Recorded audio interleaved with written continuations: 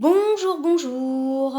Alors, aujourd'hui, je vais vous présenter une nouvelle méthode pour monter un arbre généalogique avec les cartes du tarot de Marseille.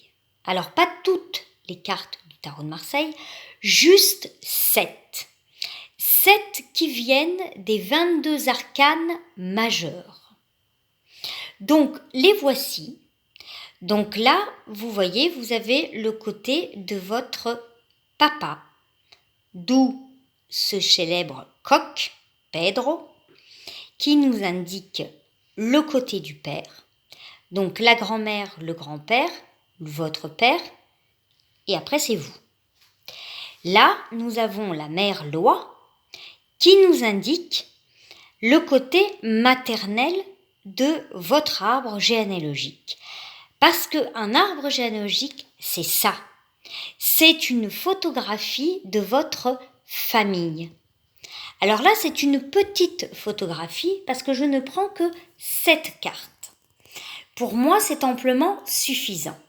Parce que si ce qui s'est passé dans cette génération-là, la génération des grands-parents, va se jouer, va être subi un peu par vos parents ici, et vous-même, petit enfant que vous êtes, petit enfant de vos grands-parents, vous allez soit réparer, soit répéter ce qui s'est passé là-haut. Là, on parle de loyauté familiale. La loyauté familiale, qu'est-ce que c'est ? C'est la plus courante, être notaire de père en fils depuis 14 générations. Être boucher de père en fils, être dentiste de père en fils. Bref, cela peut être un trésor comme un piège. Cela dépend de comment vous le vivez. En montant cet arbre, je me concentre sur les loyautés familiales, la place dans les fratries, parce que je vais vous demander votre grand-mère paternelle qui apparaît comme le pape, elle était la première de sa fratrie ou la quatrième, ce qui n'est pas pareil. Et votre maman, là, votre papa, pardon, et votre papa, là, qui apparaît comme la force, lui, il est le numéro combien de sa fratrie ? Même si on ne mettra pas ses frères et sœurs, je poserai quand même des questions. Je poserai des questions sur la place dans la fratrie de chaque membre de la famille. Je poserai des questions sur leurs prénoms. Et je voudrais savoir quelles étaient leurs relations entre eux. Et puis aussi savoir les potins de famille. Parce que ça, les potins de famille, c'est sympathique. Ça met tout le monde d'accord, ou personne d'ailleurs. Et à la fin de cette séance, vous verrez comment vous apparaissez. Apparemment, dans ce tirage, que je n'ai fait pour personne, juste pour vous montrer comment je fonctionne, la personne qui me consulte est apparue dans l'arcane sans nom, la 13e carte du tarot de Marseille. Souvent, elle est crainte, cette carte. Mais en fait, cette carte ne nous parle juste que de changement et de ressourcement dans cette terre fertile et noire. Alors pourquoi prendre des cartes du tarot de Marseille pour monter un arbre généalogique ? Pour pouvoir mettre sur nos aïeux ou nos parents une image, le monde.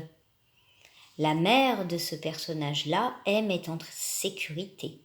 Elle a besoin de sécurité car ainsi dans sa mandorle, elle peut danser à moitié nue, encadrer des forces des 4 forces, le feu, la terre, l'air, l'eau et l'air, et des 4 évangiles aussi, Luc, Matthieu, Jean, et le dernier, je ne sais jamais qui c'est. Bref, en tout cas, Matthieu, il est là. Et l'ange, Jean, est là-haut. Vous verrez apparaître vos aïeux sous un regard neuf, sous un regard nouveau. C'est ainsi que je vois les choses. Et pour moi, cette méthode, elle est efficace et juste.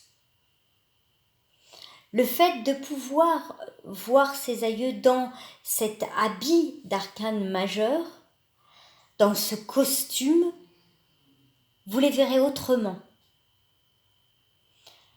Je vous invite réellement à prendre contact avec moi. Vous m'envoyez un mail à mon adresse 17petitscaillousdebonheur@gmail.com. Bonjour Émilie, j'aimerais monter mon arbre généalogique avec les cartes du tarot de Marseille. Nous prenons contact, nous prenons rendez-vous et nous travaillons sur Skype. Vous aurez ainsi des informations sur les prénoms de vos familles, les êtres de votre famille, parce que les prénoms nous parlent de beaucoup de choses, par leur étymologie, avec la langue des oiseaux, avec des anagrammes. Et vous verrez ainsi votre famille autrement. 17 petits cailloux de bonheur @gmail.com. Contactez-moi. Merci beaucoup de m'avoir suivi. Ciao, ciao.